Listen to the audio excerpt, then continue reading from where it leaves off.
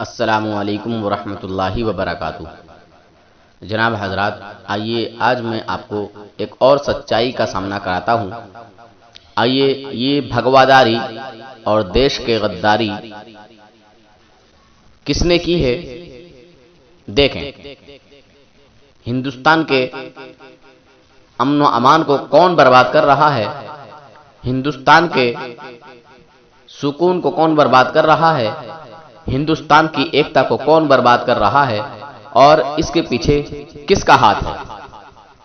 इस वीडियो को आप लास्ट तक जरूर देखें और इस सच्चाई को मुस्लिम तो मुस्लिम, गैर मुस्लिम भी इकरार कर रहे हैं, मगर ये देवबंद के पिल्ले नरसिंगा बारासिंगा के साथ हैं और उससे कह रहे हैं कि तुमने जो भी कहा है वो सच कहा है, मगर तुम बचोगे नहीं, तुमको मार दिया जाएगा। असगरी बेगम ने इसी बात को लेकर मुझसे कहा कि जिस हमारे आलिम ने ये कहा है उसका नाम क्या है। मैंने कहा कि तेरे पापा ने उसका नाम ही नहीं खोला, वरना हम उसका नाम भी बता देते। अब ये तुम्हारी देवबंदरों की जिम्मेदारी है कि उससे पूछें, मालूम करें कि वो हमारा कौन सा आलिम है जिसने तुमसे ये कहा कि तुमने जो भी कहा है सच कहा है और इसकी सजा सिर्फ मौत है, मौत। बहरहाल ये जिम्मेदारी तुम्हारी है कि तुम पूछो उससे कि वो तुम्हारा कौन सा छुपा हुआ शैतान है जिसने उससे बात की और उसके कदम बोसी और कदम चूमने की बात की, उसको नमन करने की बात की और उसको सजदा करने की बात की। आइए, मैं खुद नहीं कहूंगा, आज मैं आपको वो सारी सच्चाइयां, सारे क्लिप आपके सामने रखने की कोशिश करूंगा। तमाम ऑडियो को आप पूरा मुलाहिजा फरमाएं, वीडियो को आगे पीछे ना करें। मुझे ये बताइए कि आप डासना गेट के जो नरसिंगा राव महंत हैं, उनके बारे में क्या ऊपर नाम बकवास कर रहे हैं? अरे गैरों मानोगे वैसी मानोगे, ये बकवास नहीं करते नरसिंगानंद सरस्वती। मैं ये कहता हूँ ये व्यक्ति एक बड़ा ढोंगी है, कालनेम है, चरित्रहीन है। इसकी बहन का जो चक्कर था, जो एक मुसलमान के साथ, उसे मुसलमान लेके भाग गया। मैं एक बात कहना चाहता हूँ, आप बलात्कार की बात कहते हो कि उनके धर्म की किताब के अंतर्गत बलात्कार लिखा है और हमारे किसी धर्म की किताब में नहीं है। अरे मैं ये कहना चाहता हूँ, देवताओं के सबसे बड़े राजा इंद्र हैं, इंद्र ने क्या अहिल्या के साथ बलात्कार नहीं किया? सुना जनाब हजरात आपने, जब इस बंदे ने पूरी सच्चाई बता दी और पूरी हकीकत खोल दी तो गुंडों को भेज दिया बाबा को मारने के लिए। और बाबा ने बिल्कुल सही कहा था कि जो इसके खिलाफ बोलता है उसको ये मरवा डालता है। बहरहाल आपको मैं पहले बता चुका हूं, सुना चुका हूं। खैर, अल्लाह बेहतर जाने कि देवबंदियों की जबानें क्यों नहीं खुल रही हैं, देवबंदियों की जबानों पर क्यों ताला लगा हुआ है। इस टाइम ना हिंदू खामोश है, ना सिख, ना ईसाई। पता नहीं ये मुसलमान कहलाने वाला देवबंदर, शिया, वहाबी, खारजी, कादियानी, ये सब के सब खामोश हैं। इनकी जुबानों पर ताला लगा हुआ है। कहीं ना कहीं कोई तो चोर है। आइए आगे की ऑडियो मुलाहिजा फरमाएं। देवबंद के मौलानाओं ने मुझे फोन करके कहा कि मैंने मोहम्मद के बारे में जो कहा है बिल्कुल सच कहा है, लेकिन इसकी सजा मौत है और मैं मारा जाऊंगा। तय है, आप सच को स्वीकार करिए, नहीं पर आप इस सच को बता के हासिल क्या कर। मैं आप कल सुशांत शर्मा को याद आएगा जब मेरा बलिदान हो जाएगा। जैसे कमलेश तिवारी जी के जीते जी मैं इस बात को नहीं बोलता था, कल को सुशांत शर्मा को याद आएगा कि भाई हमारा एक आदमी था, हमारा एक रिलीजियस पर्सनैलिटी थी जो केवल इस जिद में कि मैं सच बोलूंगा, अपने लोगों को सच बताऊंगा, और इस जिद में मारा गया। क्यों मारा गया और क्यों मार दिया गया, तो उसके बाद सुशांत का मन बदलेगा। मैं आपके मन के लिए काम कर रहा हूँ, मुझे मुसलमानों से कोई लेना देना नहीं है। मेरा लेकिन मैं फिर क्या होगा, आपका मन मुसलमान इस देश में रहेंगे? नहीं, कभी नहीं रहेंगे। मुसलमान के साथ कोई नहीं, पूरी दुनिया में कोई नहीं रहेगा भाई। ये तुम्हारी गलतफहमी है। मुझे पहले दुनिया में एक इतिहास, एक देश का बताओ जहाँ आधिकारिक रूप से मुसलमानों की जनसंख्या 30% हो गई हो और उन्होंने अगले 50 सालों में किसी भी दूसरी कम्युनिटी को जीवित छोड़ा हो। तो हिंदू जो है आप कह रहे हैं। सुना जनाब हजरात आपने, इस नरसिंगे ने बारे सिंगे ने पूरी हकीकत बता दी कि दारुल उलूम देवबंद के किसी बंदे ने, किसी आलिम ने, किसी मौलाना ने इसको ये बात बताई कि जो तुमने कहा है वो सच कहा है, मगर इसकी सजा मौत है। बहरहाल ये शैतान सिर्फ अपनी जाती दुश्मनी निकाल रहा है और हिंदू, मुस्लिम, सिख, ईसाई सबको धर्म के नाम पे लड़ा रहा है। बाबा ने बिल्कुल सही बोला। मुझे नहीं पता कि ये वाकया कब का है और कब इसकी बहन किसी के साथ भागी, कब नहीं भागी। ये खुद एक रैपिस्ट है, साला हरामी।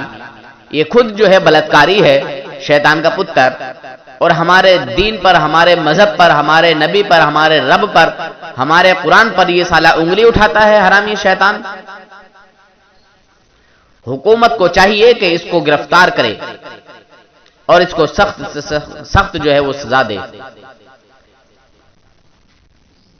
और तुम जो बार बार मुफ्ती सुलेमान अजहरी साहब किबला के घर या उनके ऑफिस पर पुलिस को भेजते हो, ये ढोंग रचाना बंद करो और ये धमकियां देना बंद करो, वरना हिंदुस्तान का मुसलमान खामोश नहीं बैठेगा।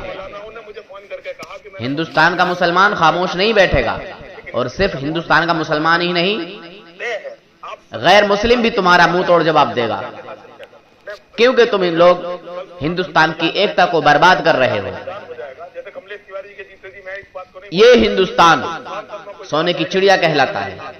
इस हिंदुस्तान में हिंदू, मुस्लिम, सिख, ईसाई सब एकता बना के रहते हैं। हिंदू मुस्लिम तुम कराना चाहते हो। अगर हिंदू मुस्लिम में लड़ाई होती ना, तो जिस टाइम तुमने नोटबंदी की थी ये उस वक्त होता। ये जितनी भी बंदियां हैं तुम्हारे साथ हैं, नोटबंदी हो या देवबंदी हो, ये सारे के सारे तुम्हारे गुलाम हैं। बहरहाल नोटबंदी करो या देवबंदी करो या जो भी करो, हिंदुस्तान की एकता को बरकरार रखो, हिंदुस्तान की एकता को मत बिगाड़ो, हिंदुस्तान में नफरत फैलाने वाला काम मत करो। ये शैतान बारासिंगा अपनी जाती दुश्मनी निकाल रहा है। इसकी बहन के बारे में बाबा ने बताया, ये शायद वही दुश्मनी निकाल रहा है। बहरहाल आगे की और गुफ्तगू सुने। अभी तक तो हम मोदी जी से, योगी जी से, हाजी से परेशान थे। इसी दौरान के अंतर्गत में माननीय, सम्माननीय, पूजनीय नरसिंहानंद सरस्वती जी महाराज से भी कम परेशान नहीं है हम लोग। बच्चा अंदर पानी पीने के लिए गया, उसे मारा गया, उस पर एलिगेशन लगा दिया गया कि शिवलिंग पर पेशाब कर रहा था। मुस्लिमों को यहाँ नो एंट्री है, मुसलमानों को यहाँ है जो मंदिर में पानी नहीं मिलेगा। ये कौन सा जो कि धर्म की किताब के अंतर्गत में लिखा है, कौन से शास्त्रों में लिखा हुआ है? फिर डायरेक्ट एलिगेशन लगाते हो कि ये मुस्लिम लड़के हिंदू की लड़कियों से बलात्कार करते हैं, इनकी किताब में लिखा है, ये आप बताते हो। मैं ये कहता हूँ, क्या हिंदुओं के लड़कों से ये कमियां नहीं हो रही? मक्का मुकर्रमा के जालिमों ने घेर करके एक सहाबी को सूली पर चढ़ा दिया था। सारे लोग जमा थे, पत्थर मार रहे थे, और जब बांधा गया उनको खंबे से तो उनके नाखूनों को पकड़ से खींचा, उनकी नाक को काटा, कान को काटा, होंठ काटे, मुसला कर दिया, उनकी आंखों में सलाइयां फेर दी, और उसके बाद किसी ने पुकार कर कहा, ए खब्बाब, ए खुबैब, क्या ही अच्छा होता कि तुम्हारी जगह मोहम्मद होते और तुम आराम कर रहे होते। उन्हीं की वजह से तो तुम यहां तक पहुंचे हो, इतनी सजा हो रही है, सब कट गया है, खून जारी है। मजाल है कि वो सुन करके खामोश रहे हो। उसी सूली के फंदे पर ही चिल्लाने लगे, खबरदार मेरे नबी के बारे में बोलने वालों, मेरे जिस्म के टुकड़े टुकड़े कर लो, मैं गवारा करूंगा, मेरे नबी के तलवों में कांटा भी चुभे, खब्बाब को बर्दाश्त नहीं होगा। सुना मुसलमानों, सहाबा इकराम ने किस किस तरह की कुर्बानियां दी हैं, कैसी कैसी सख्त सजाएं पाई हैं। क्या वो किसी के बच्चे नहीं थे? क्या वो किसी की औलादें नहीं थी? क्या उनके बच्चे नहीं थे? क्या उनकी बीबियां ना थीं? क्या तुम ही घर वाले हो? क्या तुम ही दुनिया वाले हो? क्या तुम ही दौलत वाले हो? हजरत इमाम मालिक रहमतुल्लाह अलैह फरमाते हैं कि रसूल पाक सल्लल्लाहु अलैहि वसल्लम की तौहीन की जा रही हो और कोई उसका जवाब ना दे तो चाहिए कि पूरी दुनिया को मर जाए। तो मुसलमानों, क्या हमारी गैरत इतनी मर गई है कि हमारे सामने हमारे नबी सल्लल्लाहु अलैहि वसल्लम की तौहीन की जा रही है और हम खामोश बैठे हैं? नहीं, अब मैदान में निकलना ही होगा। अब हर जुल्म के खिलाफ लड़ना होगा, हर जुल्म के खिलाफ, चाहे वो वहाबी देवबंदी हो या कोई और दूसरा जुल्म हो, चाहे ये नरसिंगा बारासिंगे का जुल्म हो, चाहे हुकूमत का जुल्म हो। इस जुल्म का डट के सामना करो। मरना तो है ही है, वैसे भी मरना है, वैसे भी मरना है, तो क्यों ना शहीद हो जाओ। जुल्म को सहकर ना जियो, जुल्म का मुकाबला करते हुए जो है मरो। जुल्म का मुकाबला करते हुए मर जाओ, वो बेहतर है, वो बेहतर नहीं कि कायर बन के जुल्म को सहते रहो। आगे की गुफ्तगू सुने। मैं संत युवराज, राष्ट्रीय अध्यक्ष भारतीय जन जागृत पार्टी BJJP। मेरे मित्रों, आजकल देश के हालात बहुत अच्छा नहीं चल रहे हैं सांप्रदायिकता के मामले में। अभी तक तो हम मोदी जी से, योगी जी से, शाह जी से परेशान थे, पर इसी दौरान के अंतर्गत में माननीय, सम्माननीय, पूजनीय नरसिंहानंद सरस्वती जी महाराज से भी कम परेशान नहीं है हम लोग, जो देश को एक हिंदू मुस्लिम एकता में जोड़ना चाहिए। यहाँ पर ये कोई ना कोई बयानबाजी इस प्रकार की देते उल्टे सीधे। जिस वो बच्चा अंदर पानी पीने के लिए गया, उसे मारा गया, उस पर एलिगेशन लगा दिया गया कि शिवलिंग पर पेशाब कर रहा था। मुस्लिमों को यहाँ नो एंट्री है, मुसलमानों को यहाँ है जो मंदिर में पानी नहीं मिलेगा। ये कौन सा जो कि धर्म की किताब के अंतर्गत में लिखा है, कौन से शास्त्रों में लिखा हुआ है? फिर डायरेक्ट एलिगेशन लगाते हो कि मुस्लिम लड़के हिंदू की लड़कियों से बलात्कार करते हैं, इनकी किताब में लिखा है, ये आप बताते हो। मैं ये कहता हूँ, क्या हिंदुओं के लड़कों से ये कमियाँ नहीं हो रही हैं? मैं कहता हूँ बलात्कार किसी भी स्थिति के अंतर्गत में ठीक नहीं है।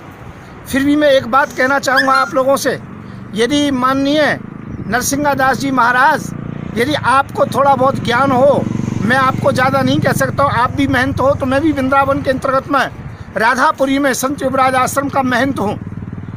मैं एक बात कहना चाहता हूँ, आप बलात्कार की बात कहते हो कि उनके धर्म की किताब के अंतर्गत बलात्कार लिखा है और हमारे किसी धर्म की किताब में नहीं है। अरे मैं ये कहना चाहता हूँ, देवताओं के सबसे बड़े राजा इंद्र हैं, इंद्र ने क्या अहिल्या के साथ बलात्कार नहीं किया? आप जो कहते हो जवाब दे सकते हो आप। मैं कहता हूँ हमारे सभी देवताओं में सबसे बड़े ब्रह्मा जी हैं, क्या ब्रह्मा जी ने अपनी बेटी से बलात्कार नहीं किया, जो केवल मुसलमानों को इसके लिए ठहराया जाता है? मैं कहता हूँ देश में आग लगाने की आवश्यकता नहीं है, हिंदू और मुसलमान की राजनीति करने की आवश्यकता नहीं है, हिंदू मुसलमान को जोड़ने की बात कहो। यदि किसी के अंतर्गत में कमी है तो उसको समझाने की बात कहो, पर समाज के अंतर्गत में आग लगाने की आवश्यकता नहीं है। ये गलतियाँ ब्रह्मा से भी हुई है, ये गलती इंद्र से भी हुई है। मैं ये कहता हूँ आज कोई भी बलात्कार का अपराधी हो, हिंदू मुस्लिम सिख ईसाई, मैं कहता हूँ उसके विशेष पार्ट्स को, विशेष अंग को काट देना चाहिए, उसका सबसे बड़ा दंड यही होना चाहिए। और रहा पानी पिलाने की बात, तो मंदिर, मस्जिद, गुरुद्वारा कोई भी हो, कहीं पर भी कोई पानी पीने के लिए जा सकता है, इसके अंतर्गत में कोई शंका नहीं है। क्या हम मस्जिदों में नहीं जाते हैं, वहाँ हमें रोका जाता है? क्या गुरुद्वारों में हम लंगर नहीं चखते हैं, वहाँ हमें रोका जाता है? जो मंदिरों के आप ठेकेदार बनते हो, ध्यान रखना, यदि कोई भी मंदिर पर इस प्रकार का बोर्ड लगाएगा कि यहाँ हिंदू के अलावा किसी को आना नहीं, तो वो बोर्ड भी उखाड़ दिए जाएंगे और वहाँ महंतों को मार मार के, पीट के भगा दूंगा। मैं संत युवराज इस बात की घोषणा कर रहा हूँ। मैं पुनः कहूँगा, अपनी जुबान पर लगाम लीजिए और पूरे देशवासियों से क्षमा मांगिए। मैं ये कहना चाहता हूँ, ये भारत हिंदू मुस्लिम सिख ईसाई सभी का है। आप तो एक जगह बयान कमरे में दे करके बैठ जाते हो, पर जहाँ पर ज़्यादा मुस्लिम हैं और वहाँ हिंदू कम हैं, उन हिंदुओं से पूछिए। जहाँ पर मुसलमान कम हैं, हिंदू ज़्यादा हैं, उन जो कि मुसलमानों से पूछिए। आप कह करके बैठ जाते हो, पर उन लोगों के साथ क्या होता है, उनकी बहन बेटियों के साथ क्या होता है, यह आप नहीं जानते हो। और मैं ये कहना चाहता हूँ सरकार एक तरफा न्याय कर रही है। अभी काले खां के अंतर्गत घटना हुई, लड़की वालों को ही जेल में डाला, लड़की वालों को ही एलिगेशन लाया गया।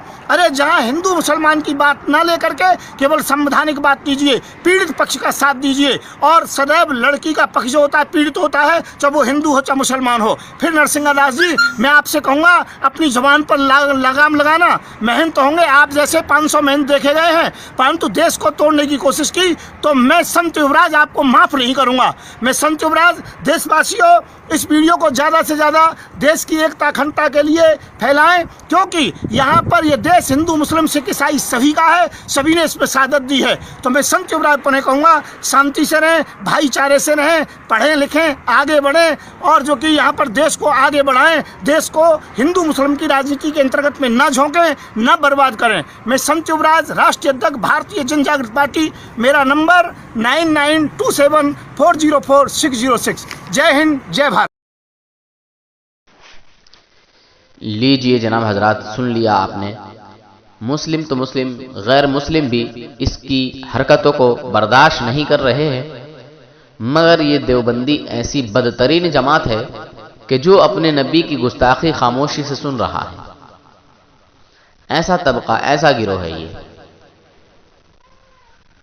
हर इंसान अपने बड़ों की तारीफ करता है, हर कुनबे कबीले वाला अपने बड़ों की तारीफ करता है, अपने बुजुर्गों की तारीफ करता है, मगर वहाबी देवबंदी एक ऐसी बदतरीन जमात है जिसके मानने वाले उस नबी की शान में तौहीन करते हैं, उस अल्लाह के महबूब की शान में तौहीन करते हैं जिसका कलमा पढ़ते हैं। जिस नबी का कलमा ये देव के बंदर खुद पढ़ते हैं, उसी नबी की शान व आजमत को घटाते हैं। बहरहाल ये नरसिंगा बारासिंगा अपना जाती जो है मफाद निकाल रहा है, उसका अपना जाती झगड़ा है मुसलमानों से।